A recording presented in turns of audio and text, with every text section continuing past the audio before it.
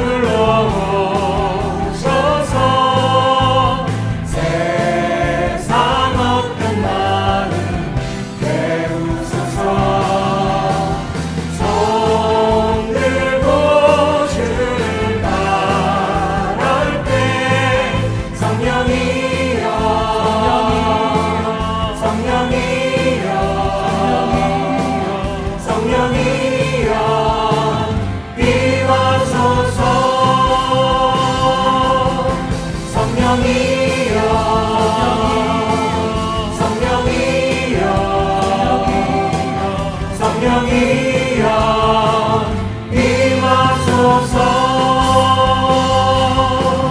성령이여 성령이여 성령이여 임하소서.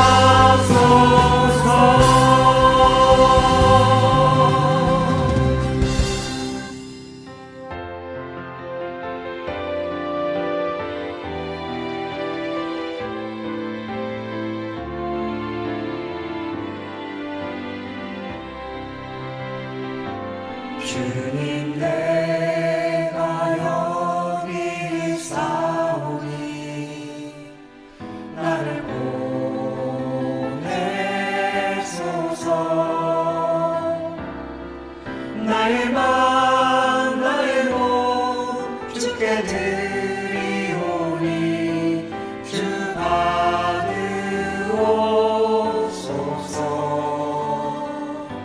주님 내가 여기 있사오니 나를 써주소서.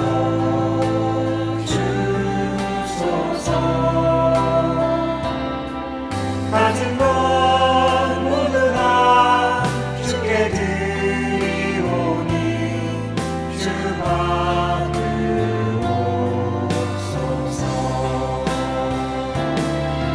할렐루야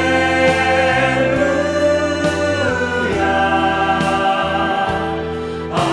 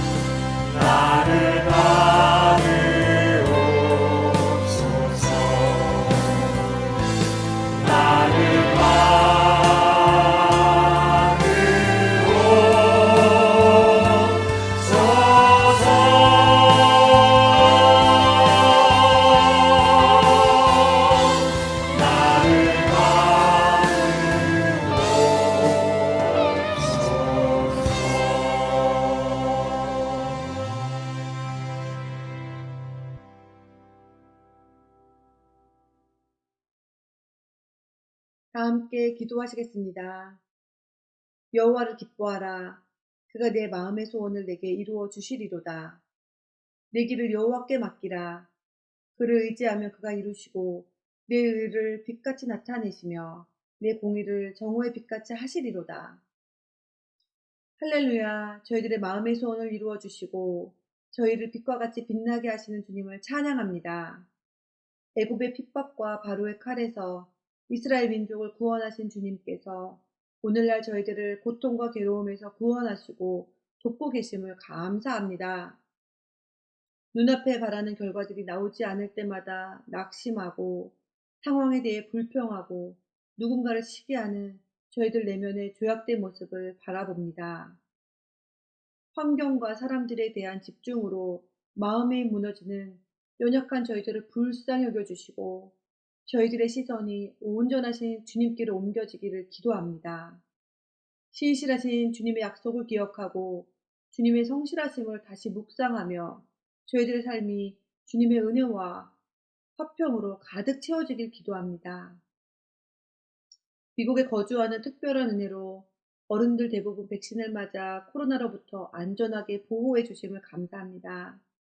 모든 것들이 정상으로 되돌아갈 수 있고 대면 예배가 시작되고 학생들이 학교에 갈 수 있고 성도들의 직장이 잘 운영되게 하심을 감사합니다. 앞으로 더 좋아지는 상황을 기대하고 준비하면서도 혹시 모를 감염에서 산호세 온누리교회 성도님들을 지켜주시고 아직 백신을 맞지 못한 어린 자녀들을 특별히 보호해 주시기를 기도합니다. 만군의 여호와께서 우리와 함께 하시니 야곱의 하나님은 우리의 피난처시로다. 주님, 저희들의 모든 발걸음을 인도하시고 계획하시는 주님께서 산호세 온누리교회를 새로운 성전인 유니온 교회로 이끌어 주심을 감사합니다. 하나님께서 하나님 되시고 가장 높임을 받으실 분임을 고백합니다. 주님께서 저희와 함께 하시기에 저희들에게는 부족함이 없습니다. 반년에 걸쳐 이전을 준비했던 이전 준비팀을 축복해 주시옵소서. 이전팀과 함께 새벽마다 주님께 올려드렸던 눈물의 기도를 기뻐 받아 주시옵소서. 이사를 위해 헌신한 모든 부서의 부장들과 팀원들, 내일 이사를 위한 모든 손길들을 기억하시고 유니온 교회에 도착하고 정착될 때까지 모든 과정이 순조롭고 안전하게 진행될 수 있기를 간절히 기도합니다. 너희는 가만히 있어 내가 하나님 됨을 알지어다. 주님을 찬양합니다.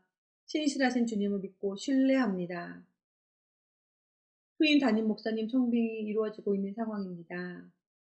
주님께서 예비해 두신 저희 교회에 가장 필요하고 준비된 목사님이 오실 수 있기를 기도합니다.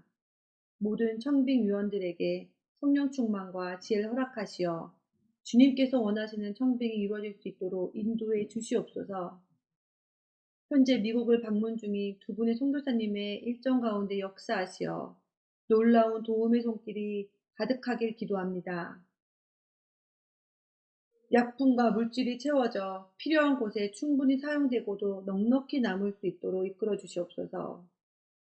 아름다운 주님의 말씀을 전하기 위해 땅끝에 가 계신 모든 파송 협력 선교사님들을 보호하시고 영육 간에 강건하여 진정한 선한 목자로 선교지의 양들을 잘 품고 세울 수 있기를 기도합니다.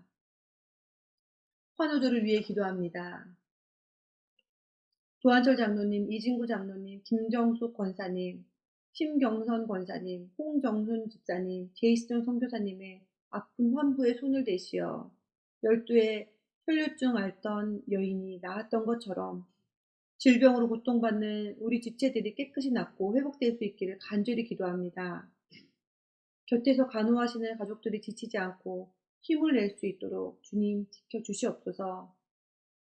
기도에 전념하는 제자들이라는 주제로 사도행전의 말씀을 전하실 김영년 담임 목사님을 위해 기도합니다. 목사님께 하늘의 능력을 베풀어 주셔서 하나님의 말씀을 강하고 담대하게 전하게 하여 주시고 선포되는 말씀을 통해 저희들의 삶이 변화되어 주님께서 기뻐하시고 칭찬하시는 한 사람 한 사람이 되게 하여 주시옵소서. 감사드리며 이 모든 말씀 살아서 역사하시고 저희와 함께 하시는 예수 그리스도의 이름으로 기도합니다. 아멘.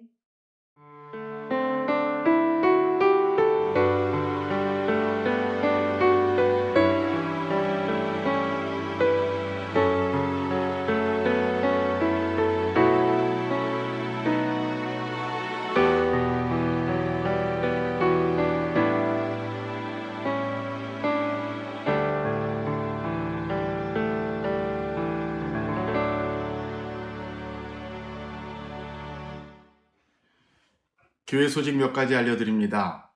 내일은 드디어 우리 교회가 유니온 교회로 이사 가는 날입니다. 이사에 대해서 안내해 드리겠습니다. 이사는 아침 7시부터 시작을 하겠습니다. 그래서 아침에 7시에 교회에 오시면 안수집사회가 준비한 아침 식사를 드실 수가 있겠습니다. 일찍 오시는 분들은 아침 식사를 교회에 와서 드시고 일을 시작하시기 바랍니다.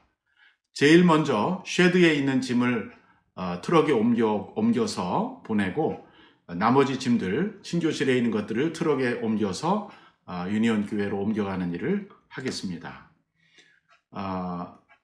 이사에 봉사로 참여하신 분들을 사인업 시트에 이름 올려주신 분들 중에서 12시 이후에 신청하신 분들은 웨스트밸리 교회로 오지 마시고 유니온 교회로 직접 오시기 바랍니다. 12시 이후 오후에 오시는 분들은 유니온 교회로 오시고요. 유니온 교회에서도 점심 식사가 있겠습니다.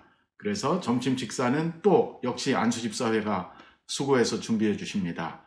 그래서 오후 4시경에 작업을 마칠 목표를 갖고 있습니다. 우리 안수집사님들 너무 훌륭하십니다. 이번에 너무 수고 많이 하시고요. 또 우리 많은 성도님들 봉사자로 이름 올려주신 분들 시간 맞춰서 오셔서 함께 이사를 할 수 있게 되기를 바랍니다. 또 이사를 위해서, 안전한 이사를 위해서 기도해 주시기 바랍니다. 두 번째 소식입니다. 이제 우리가 유니온 교회로 이사 가게 되면 당장 이번 주일부터 주일 예배를 유니온 교회에서 드리게 되겠습니다. 이번 주일은 유니온 교회에서 드리는 첫 예배가 되겠고요. 시간은 똑같이 11시 45분. 교회로 오셔서 주차장에 오시면 바로 실외에 우리 예배 장소가 보이게 될 겁니다. 그래서 트렁크에 미리 야외용 의자를 실어 두셨다가 그 의자를 꺼내서 가지고 오시고 예배 중에 앉을 수 있도록 하시기 바랍니다. 그래서 이번 주일과 5월 마지막 주일인 5월 30일까지 두 번에 걸쳐서 유니온 교회에서 실외 예배를 드리겠습니다. 점심이나 친교는 별도로 하지 않겠습니다. 그리고 6월 첫째 주일인 6월 6일 주일은 유니온 교회가 저희 교회를 초대했습니다. 유니온 교회는 오전 10시에 예배를 드립니다. 우리는 그 10시 예배를 저희 교회의 일부 예배로 삼으려고 합니다. 6월 6일도 10시에 예배에 나오실 수 있는 분들은 예배를 참석하시고 그리고 이어서 바베큐로 햄버거와 핫도그를 준비한다고 합니다. 그래서 우리 교인들 안전거리를 유지하면서 첫 유니온 교회 성도들과의 귀한 교제를 갖도록 하겠습니다. 이 바베큐 파티에 참석할 수 있는 인원을 미리 알려달라고 하거든요. 그래서 교회의 사무실이나 혹은 홈페이지나 혹은 목자들을 통해서 6월 6일 예배 일부 예배, 10시 예배 참석이 가능하신 분들은 미리 알려주시기 바랍니다. 11시 45분 예배는 계속해서 또 예약 신청을 받도록 하겠습니다. 특별히 팬데믹 기간 중에 저희가 아침마다 하나님 앞에 나가서 우리 기도하는 시간을 가지고 하루를 시작하면 좋겠습니다. 그래서 화요일부터 금요일까지는 교회에서 함께 모여서 하는 온라인 줌 기도회가 있습니다. 또 형편상 줌 기도에 나오지 못하시는 성도님들도 생명의 삶을 가지고 매일 개인적으로 꼭 큐티하시고 하루를 시작하시기를 바랍니다. 오늘 우리에게 주시는 말씀은 사도행전 1장 12절에서 15절 상반절까지입니다. 사도행전 1장 12절에서 15절 상반절을 함께 봉독하겠습니다. 제자들이 감람원이라 하는 산으로부터 예루살렘에 돌아오니 이 산은 예루살렘에서 가까워 안식일에 가기 알맞은 길이라. 들어가 그들이 유하는 다락방으로 올라가니 베드로, 요한, 야고보, 안드레와 빌립, 도마와 바돌로메, 마테와 및 알페오의 아들 야고보, 셀로딘 시몬, 야고보의 아들 유다가 다 거기 있어 여자들과 예수의 어머니 마리아와 예수의 아우들과 더불어 마음을 같이하여 오로지 기도에 힘쓰더라. 모인 무리의 수가 약 120명이나 되더라. 오늘 저는 기도에 전념하는 목자들이라는 제목으로 하나님의 말씀을 전하고자 합니다. 오늘 본문에는 예수님께서 승천하신 이후에 이루어진 일들이 기록되어 있습니다. 예수님이 몸으로 직접 하늘나라로 올라가신 것을 보았던 제자들은 그 이후에 과연 어떠한 행동을 하고 있는지를 우리가 함께 살펴보려고 합니다. 과연 승천 이후에 제자들이 가장 먼저 한 일은 무엇이었을까요? 또 그들의 반응을 보면서 우리는 예수님에게 들은 명령에 대해서 어떤 반응을 보여야 할까 하는 문제를 함께 생각해 보겠습니다. 본문 12절을 다시 한번 같이 읽어보겠습니다. 제자들이 감람원이라 하는 산으로부터 예루살렘에 돌아오니 이 산은 예루살렘에서 가까워 안식일에 가기에 알맞은 길이라. 오늘 본문에 보니까 예수님이 승천하신 장소가 구체적으로 나오고 있는데 바로 감람원이라고 하는 산이다라고 말하고 있습니다. 이걸 줄여서 감람산 그렇게 부르고요. 영어로는 Mount of Olive라고 합니다. 오늘 지도에서 보시는 것처럼 왼쪽에 예루살렘 성곽이 보이고요. 오른쪽에 감람산이 있었습니다. 예수님은 바로 거기서 승천하셨습니다. 누가복음에도 예수님의 승천에 대한 기록이 간략히 나와 있는데 그 본문도 같이 읽어보시죠. 누가복음 24장 50절에서 52절입니다. 예수께서 그들을 데리고 베다니 앞까지 나가사 손을 들어 그들에게 축복하시더니 축복하실 때에 그들을 떠나 하늘로 올라가시니 그들이 그에게 경배하고 큰 기쁨으로 예루살렘에 돌아가라고 나오고 있습니다. 여기 베다니 앞까지 나가사라는 말은 베다니까지 갔다는 뜻이 아니라 베다니 쪽 방향으로 나아가셨다라는 뜻이기 때문에 사도행전에 나오는 감람원이라는 산으로 갔다는 말과 모순되지가 않습니다. 왜냐하면 감람산이 바로 베다니 가는 길목에 있기 때문입니다. 오늘 12절에 보니까 이 산은 예루살렘에서 가까워 안식일에 가기 알맞은 길이라 라고 말했습니다. 그러니까 유대인들은 안식일 날은 일을 보통 하지 않는 게 원칙인데 아주 필수적인 일은 합니다.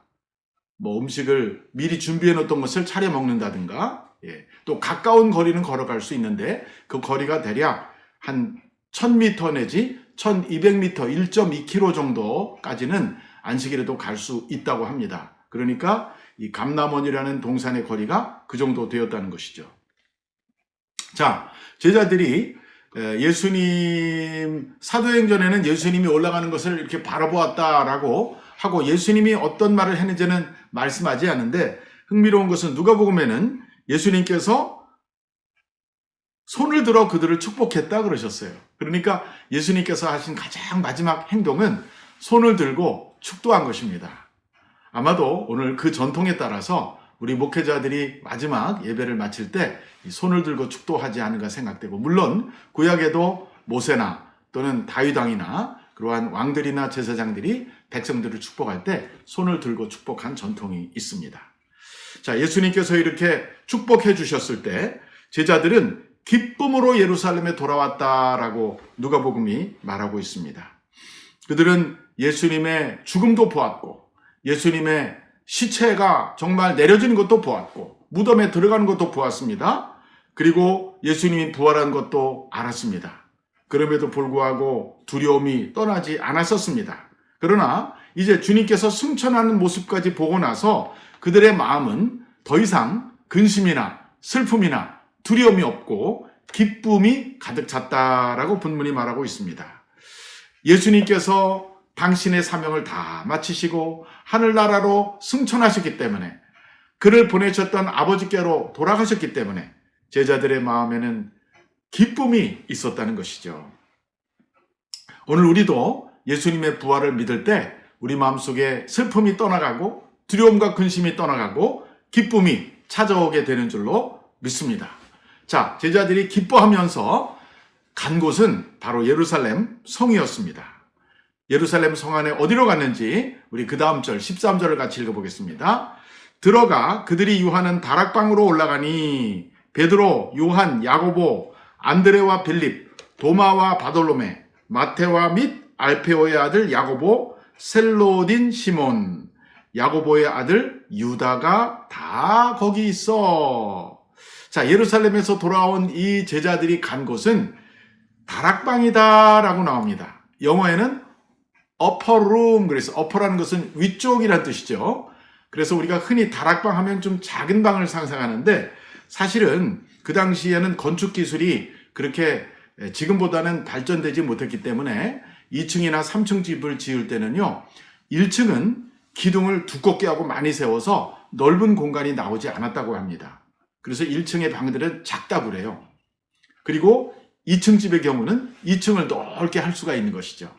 그래서 이 다락방으로 모이게 된 것입니다. 본문에 보니까 약 120명의 제자들이 한꺼번에 모일 수 있는 공간이었습니다. 이 방에서 놀라운 역사가 일어나는데 사실은 오늘뿐만 아니라 제자들이 이 다락방에 모인 적이 몇 번 있어요. 심지어 예수님이 돌아가시기도 전에 이 다락방에 모인 적이 있는데 마가복음 14장 15절을 읽어보면 이런 말이 나옵니다. 그리하면 자리를 펴고 준비한 큰 다락방을 보이리니 거기서 우리를 위하여 준비하라 하시니. 무엇을 준비하라 하신 겁니까? 맞습니다. 바로 유월절을 준비하라고 하신 것입니다. 예수님이 유월절날 마지막 만찬을 하신 그 장소에 대해서 말씀하시면서 큰 다락방을 보여줄 것이다. 거기서 준비하라라고 말씀하셨어요. 그러니까 다락방 사이즈가 꽤 큰 것이죠. 또 이제 이번에는 예수님 승천하신 이후에 대한 이야기입니다. 사도행전 12장 12절에 보면 베드로가 옥에 갇혔다가 천사들의 도움으로 기적적으로 풀려나서 제자들이 모여있는 곳으로 갔을 때 벌어진 일입니다. 사도행전 12장 12절 깨닫고 마가라 하는 요한의 어머니 마리아의 집에 가니 여러 사람이 거기에 모여 기도하고 있더라. 이 깨닫고란 말은 베드로가 꿈이 아니라 생시, 실제로 감옥문에 착고가 다 풀어지고 첫 번째, 두 번째, 세 번째 문을 다 통과하고 거리까지 나와서 이제 내가 정말 풀려났구나. 그거를 깨달았다는 얘기죠. 그리고 베드로의 발걸음이 향한 곳은 제자들이 모여있던 그 다락방, 요한의 어머니 마리아의 집에 간 것입니다. 근데 이 요한이라는 사람의 이름이 또 마가라는 이름이 있었어요. 그래서 우리가 흔히 마가 다락방이라고 부르는 것입니다. 이 다락방을 보면 예수님이 유월절에 만찬을 하셨던 장소이고 또 예수님이 승천 이후에 제자들이 예루살렘에 와서 모여 기도하던 장소이고 또 초대교회 베드로가 옥에 갇혔을 때 교회가 간절히 기도했다 할 때 그 교회, 그 교인들이 모였던 장소이기도 한 것을 알 수 있습니다. 그러니까 이 다락방이 초대교회에 얼마나 중요한 역할을 했는지 아실 수가 있겠죠. 그래서 오늘날도 사람들이 아주 중요한 그러한 말씀 묵상 잡지의 그 제목이 다락방이라는 것이 있어요. 어퍼룸이라고 그런 단어를 많이 쓰고 있습니다. 또한 여기 본문에 보니까 예수님의 제자들의 이름이 다시 한번 등장하고 있습니다. 사실 예수님의 제자들의 이름은요, 12제자의 이름은 세 복음서에 나와요. 마태복음 10장, 마가복음 3장, 그리고 누가복음 6장에 나옵니다. 순서는 약간 다르지만 거의 그 순서는 약간 다른데 똑같은 이름이 나오고 이름의 표현이 조금씩 다르지만 같은 사람들입니다. 그리고 오늘 사도행전에도 그 이름이 나옵니다. 한 가지 주목할 것은 이 12 중에 한 사람이 비게 되었다는 거예요. 누구의 이름이겠습니까? 바로 예수님을 배반하고 팔았던 가롯 유다의 이름이죠. 그의 이름은 여기서 이제 빠지게 되었어요. 왜? 그가 예수님을 팔고 후회한 다음에 회개하지 않고 목매달아 자살해서 죽었기 때문입니다. 하나님의 아들 예수님께서 이 세상에 오셔서 밤새도록 기도하시고 12명을 불러내셨는데 그 중에 이 가룟 유다가 있었다는 거예요. 그러니까 가룟 유다는 정말 인류에 태어났던 사람 중에 가장 놀라운 부르심을 받았던 사람이에요. 가장 큰 특권을 누렸던 사람이에요. 그런데 그가 실패하고 맙니다. 왜 그랬을까요? 예수님에 대한 사랑, 예수님에 대한 진정한 이해, 또 예수님에 대한 그러한 헌신이 없었기 때문이죠. 예수님을 자기가 원하는 일에 사용하려고 은을 30냥 받고 팔아버렸던 것입니다. 그래서 예수님의 그 제자들의 명단에서 사라지게 돼요. 이것은 우리들에게 주는 반면 교사라고 생각합니다. 우리가 주님의 부름을 받고 또 주님의 주시는 직분의 세움을 받고 우리가 주님을 충성하다가 뭔가 내 마음에 들지 않고 뭔가 상황이 내가 원하는 대로 풀리지 않고 뭔가 내가 기대한 것과 맞지 않을 때 우리도 부르심에 끝까지 순종하지 못하고 중도에 페일할 수 있다는 것입니다. 중요한 것은 직분을 받는 것이 아니라 그 직분을 끝까지 실천하는 것이 더 중요한 것입니다. 시작만 하고 마치지 못하는 것은 참으로 안타까운 일이죠. 자, 또한 그 자리에 보니까 이 11사도, 이제 한 사람 빠졌어요. 11사도만 있는 게 아니라 또 다른 무리가 있었어요. 적어도 109명의 다른 사람들이 있었습니다. 그래서 120명이 된 거예요. 자, 어떤 사람이 있었는지 그 다음 구절을 읽어보겠습니다. 14절과 15절까지 같이 읽겠습니다. 여자들과 예수의 어머니 마리아와 예수의 아우들과 더불어 마음을 같이하여 오로지 기도에 힘쓰더라. 모인 무리의 수가 약 120명이나 되더라. 자, 11사도 외에 약 120명, 그러니까 109명 플러스 109명에서 120명이 모였는데 그 중에 가장 먼저 언급된 사람, 11사도 외에 가장 먼저 언급된 사람이 놀랍게도 예수님의 가족들이었어요. 또 그 중에서도 예수님의 어머니 마리아라는 이름이 제일 먼저 나옵니다. 여러분, 이 선지자들 혹은 영적인 사역자들이 가장 인정받기 어렵고 가장 존경받기 어려운 것이 바로 자기 동네 또는 자기 가족들이라고 그래요.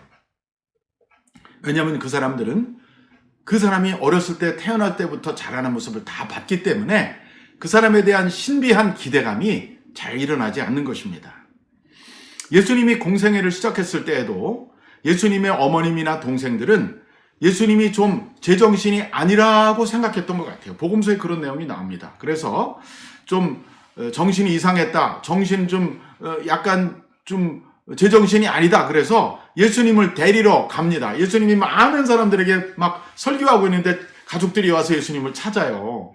그때 사람들이 주여 당신의 어머니와 가족들이 왔습니다. 그때 예수님이 한 대답이 유명한 대답이죠. 누가 내 형제고 누가 내 어머니고 누가 내 가족이냐?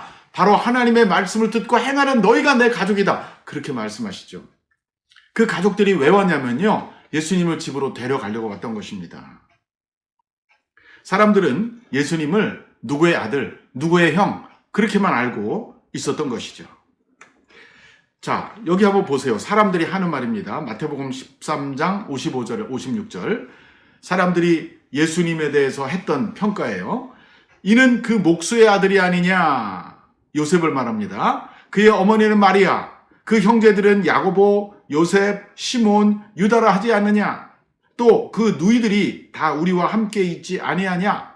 여기 보면 적어도 4명의 동생들이 있었어요. 야고보, 요셉, 시몬, 유다. 이 4명 중에 야고보하고 유다는 편지를 남겼죠. 야고보서하고 유다서입니다. 또 여기 누이들도 있다고 그랬어요. 근데 이름은 나오지 않습니다. 예수님은 성령으로 잉태하셨지만 요셉과 마리아 사이에 육신의 자녀들이 몇 명 더 있었던 것이죠. 자, 이렇게 동네 사람들과 심지어 가족들에게 선지자로서의 인정과 존경을 받지 못하셨던 예수님께서 하신 말씀이 복음서에 나옵니다. 누가복음 4장 24절에 이런 말씀이 나와요. 또 이르시되 내가 진실로 너희에게 이르노니 선지자가 고향에서는 환영을 받을 자가 없느니라. 예, 이게 당신에 대한 얘기예요. 내가 하나님의 종인데 내 고향에서 인정을 받지 못한다. 예수님이 태어나신 곳은 베들레헴, 자라나신 곳은 나사렛, 그리고 사역할 때 머물렀던 동네는 가버나움 같은 곳인데 이 나사렛이나 가버나움에서 제일 기적을 행하지 못하셨어요. 왜? 사람들이 믿지 않았기 때문에. 그만큼 영적인 이러한 선지자나 이런 일꾼들이 가까이 있는 사람들에게 인정받기 어렵다는 것입니다. 근데 여러분, 어떻게 됐습니까? 지금은 달라졌습니다. 예수님의 고난과 예수님의 죽음과 예수님의 부활을 다 지켜본 그 가족들까지도, 그의 어머니와 동생들도 이제는 예수님을 하나님으로 인정하고 믿게 된 것입니다. 그분들이 예수님의 제자가 된 것입니다. 이들이 이 120명의 이 한 사도와 한 무리가 되었다는 것은 바로 그것을 나타내는 것이 아닙니까? 예수님의 가정에 놀라운 영적 변화가 일어났습니다. 그래서 그들은 예수님의 다른 제자들과 같이 이제 예루살렘 다락방에 모여서 기도에 참여하고 있습니다. 다시 말해서 예수님의 어머님도 예수님의 동생들도 이제는 모두 그를 믿고 따르는 제자가 된 것입니다. 굉장히 놀라운 변화입니다. 우리도 우리의 가족들과 우리가 가까운 사람들에게 그리스도인으로서 인정받기가 어렵습니다. 그러나 그만큼 중요합니다. 방법은 한 가지밖에 없어요. 우리가 진정한 그리스도인의 삶을 살아가는 것입니다. 멀리 있는 사람들은 우리가 좀 대충대충 속일 수가 있어요. 그러나 가까이 맨날 같은 집에서 같이 생활하는 사람들은 나의 진짜 모습을 속일 수가 없잖아요. 그래서 우리의 진정한 변화되는 모습이 우리 가족들에게, 가까이 있는 사람들에게 변화의 계기가 될 수 있고, 또 한 가지는 가족을 전도하는 것은 정말 어려운 일입니다. 하지만 불가능한 일은 아닙니다. 왜냐하면 하나님에게는 불가능이 없기 때문에 우리 힘으로는 안 되지만 우리가 기도하고 하나님의 능력을 의지하면 하나님께서 우리의 가까운 가족까지도 변화시켜 주시고 구원해 주실 것입니다. 자, 오늘 본문에 보니까 120명의 제자들이 이 다락방에 모여서 무엇을 하고 있는지가 나옵니다. 그들은 예수님이 하신 명령을 충실히 이행하고 있었습니다. 사도행전 1장 4절과 5절에 보면 마지막 승천하시기 전에 예수님이 사도들과 함께 모여서 부탁했던 명령이 이렇게 나오고 있습니다. 저랑 같이 읽어보십시다.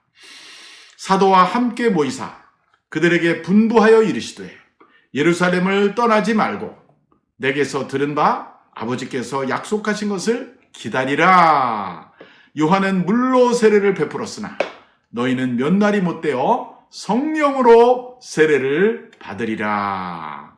자, 예수님이 그들에게 원하셨던 것은 당장 나가서 부활을 전파하라는 것이 아니었습니다.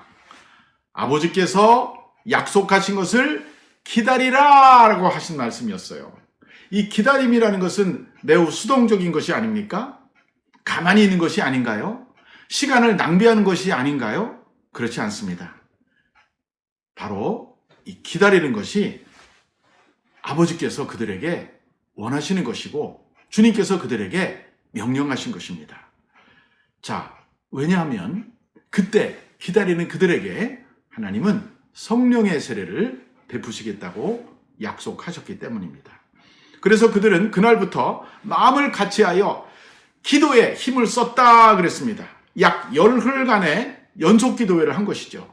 예수님이 40일 동안 부활하신 후에 다니시다가 승천하시고 또 그 다음 우리가 이제 오순절날 성령이 임하는데 이 40일과 50일 사이에 그 열흘의 기간에 이 제자들이 한 일은요, 가장 중요한 제자들의 활동은 기다림과 기도였어요. 이것이 바로 어떤 사람이 사역을 준비할 때 거쳐야 되는 가장 중요한 두 가지 단계라고 생각합니다. 우리는 하나님의 종들로서, 하나님의 사역자로서 목사든 장로든 평신도든 집사든 교인이든 모두가 다 하나님의 종들입니다. 우리가 하나님의 일을 하도록 부름받은 사람들입니다. 근데 우리에게 이 두 가지 원리가 적용되는 것입니다. 첫째는 기다림의 원리예요. 기다림은 시간 낭비가 아닙니다. 무작정 기다리는 것이 아니라 하나님의 말씀에 근거해서 기다리는 것이죠. 기다리라 하셨기 때문에 기다리는 거예요. 예수님은 분명 그들에게 나가지 말고 기다리라고 하셨어요. 왜냐하면 준비하는 때가 필요하기 때문입니다. 준비될 때 때가 오는 것이죠. 우리는 어떤 사역을 하면서 먼저 뛰어나가기 전에 기다릴 필요가 있습니다. 이 기다림은 준비라는 말로 표현할 수 있을 것입니다. 일이 중요할수록, 일이 큰 것일수록 우리는 더 오래 준비하고 더 기다려야 합니다. 아무런 준비 없이, 아무런 기다림 없이 나가게 되면 큰 낭패를 보게 되기 때문입니다. 두 번째, 바로 기도입니다. 기도는 하나님의 일을 하는 데 있어서 가장 중요한 요소입니다. 기도 없이는 하나님의 일을 할 수 없습니다. 기도는 하나님과의 만남이고 대화입니다. 하나님과 대화하려면 그분을 알아야 되고 그분의 뜻을 깨달아야 합니다. 그러기 위해서 우리가 말씀을 가지고 기도해야 됩니다. 말씀을 보면서 기도하는 것이 가장 바람직한 모습입니다. 말씀 속에 하나님의 성품을 알게 되고 하나님의 뜻을 발견하게 되기 때문입니다. 이렇게 11제자와 109명, 총 120명의 제자들이 합심해서 기다리며 기도하고 있었습니다. 정확히 그들은 예수님이 명령하신 것을 지켜 행하고 있었던 것이지요. 순종한 것입니다. 물론 그 다음 구절을 보면 그들은 기도 외에 중요한 일을 했는데 그것은 이 다음번 설교에서 제가 다루고자 합니다. 예수님의 승천과 오순절 성령 강림 사이에 바로 이 연합기도가 있었다는 점을 꼭 기억하시기 바랍니다. 이 기도가 교회를 교회되게 합니다. 교회는 기도가 가장 중요하고 기도가 없는 교회는 약해질 수밖에 없고 마귀의 공격에 노출될 수밖에 없습니다.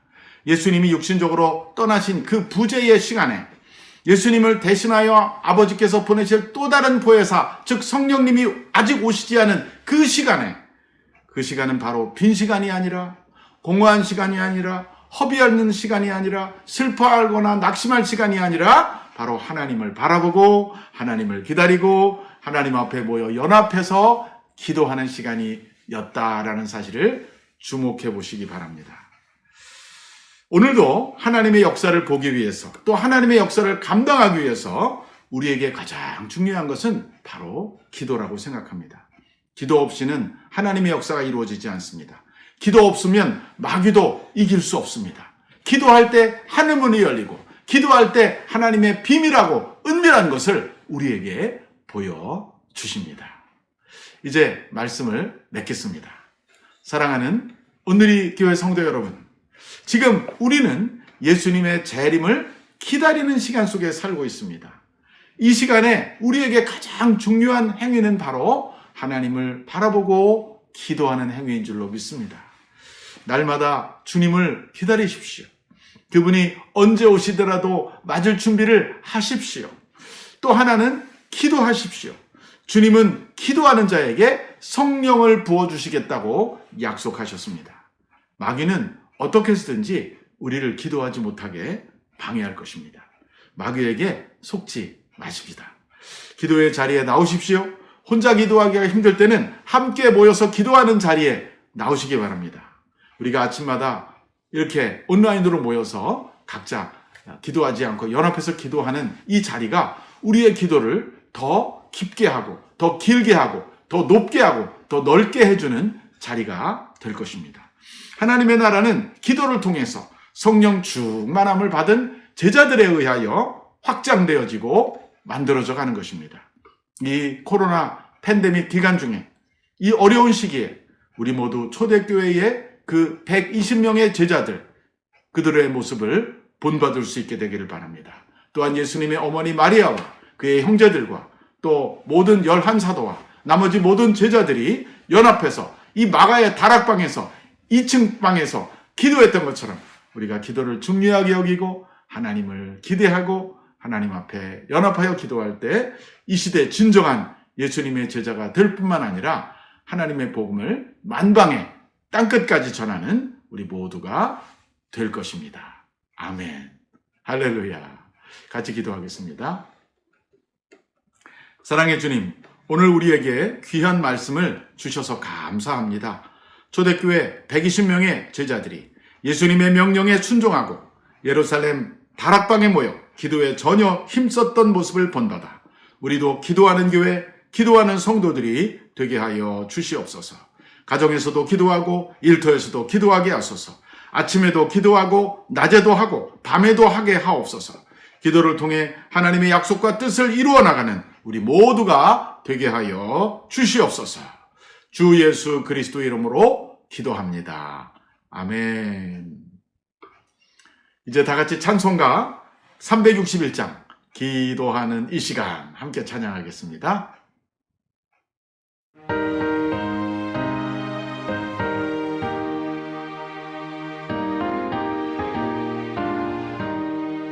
기도하는 이 시간 주께 무릎 꿇고 우리 구세주 앞에 나아가네. 믿음으로 나가며 주가 곧 살리사 크신 은혜를 주네. 어리 기쁨이네. 기도 시간에 복을 주시네. 고난 내 마음속에 기쁨 충만하네. 기도하는 이 시간 주가 곁에 오사 이 자신 얼굴로 귀 기울이네. 우리 마음 비우고 주를 의지하며 크신 은혜를 주네. 어디 기쁨 있네. 기도 시간에 복을 주시네. 고난 내 마음속에 기쁨 충만하네.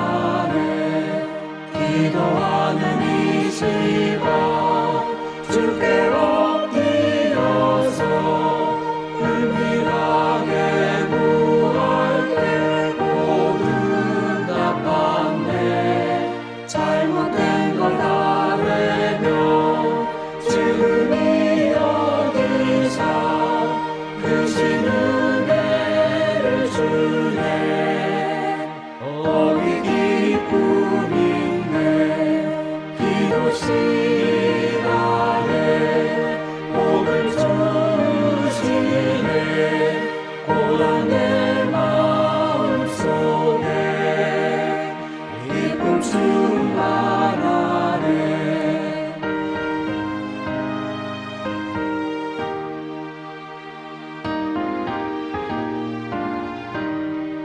기도하는 이 시간 주를 의지하고 크신 은혜 구하며 꼭 받으리라. 의지하는 마음에 근심 사라지고 크신 은혜를 주네. 거기 기쁨 있네. 기도 시간에 복을 주시네. 고난 내 마음속에 기쁨 충만하네.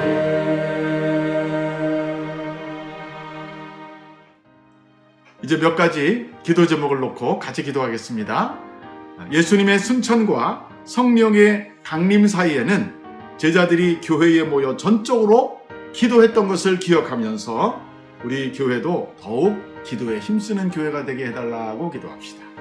두 번째, 주님의 일을 할 때 준비 없이 나가지 않게 하시고 먼저 주님의 앞에 나아가 엎드려 기도하며 능력을 받고 자신을 더욱 잘 준비하여 주님을 섬길 수 있는 우리 모두가 되게 해달라고 기도하십시다. 마지막 세 번째, 내일 있을 교회의 이사에 주님이 함께 하셔서 안전하고 편안하게 이사가 잘 마무리되게 하시고 또 우리가 이제 유니온 교회 새로운 장소에 가서 그 교회의 교인들과 좋은 관계를 맺고 또 연합해서 영적인 협력이 이루어지고 이 지역과 땅끝까지 복음의 증거를 이루는 놀라운 역사가 펼쳐지게 해달라고 다 같이 합심해서 통성으로 기도하겠습니다. 하나님 아버지 감사합니다. 우리도 저희 여러분들에게 금요 저녁 김모여서 함께 예배드릴 수 있게 해주시니 감사합니다. 예수님의 승천과 성령의 강림 사이에 제자들이 교회에 모여 전적으로 기도한 것을 기억하며 우리 교회도 기도에 더욱 힘쓰는 산호세 우리 교회가 되게 하여 주시옵소서. 주님의 일을 할 때 준비 없이 나가지 않게 하시고 먼저 주님의 임재 앞에 나가 기도하며 기다리게 하시고 또 우리 자신을 더욱 잘 준비할 수 있도록 도와주시옵소서. 내일 우리 교회가 이사를 합니다. 하나님 주님 함께하여 주시옵소서. 한 사람도 다치지 않고 모든 물건이 상하지 않고 안전하게 우리 교회가 잘 옮겨가게 하시고 또 필요한 적재적소에 잘 물건을 배치해서 앞으로 또 우리가 유니온 교회의 좋은 관계를 형성하고 영적인 협력을 통해 이 지역과 세상과 땅끝까지 하나님의 뜻을 이루고 하나님의 복음을 증거하는 일에 함께 협력해 나갈 수 있도록 우리의 미래를 인도하시고 함께 주시옵소서.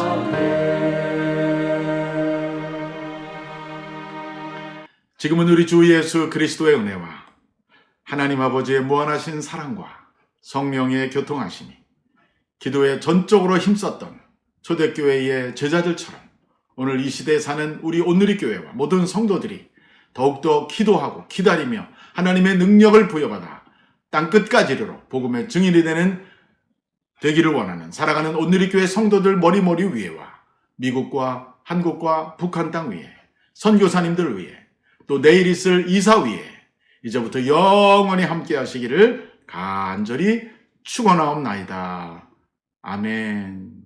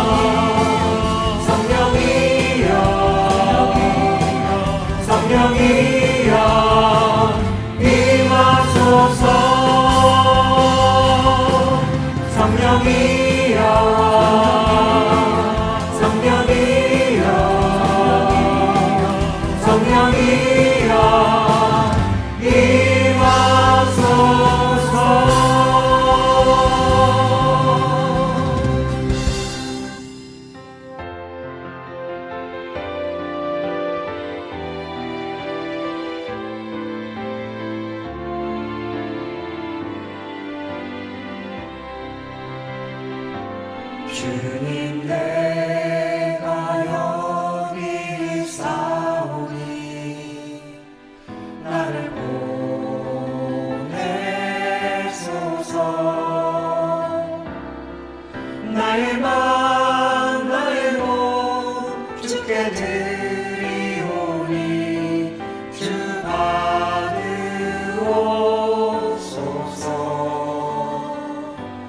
주님 내가 여기 있사오니 나를 써주소서.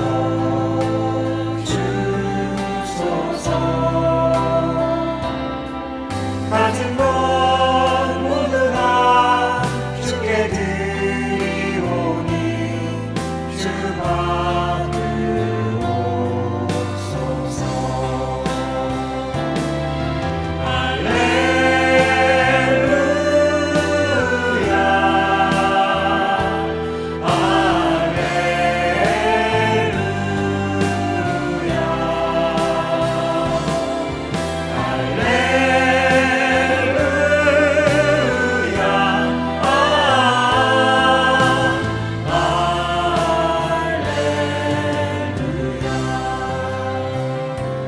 주님 내가 여기 있사오니 나를 보내소서. 나의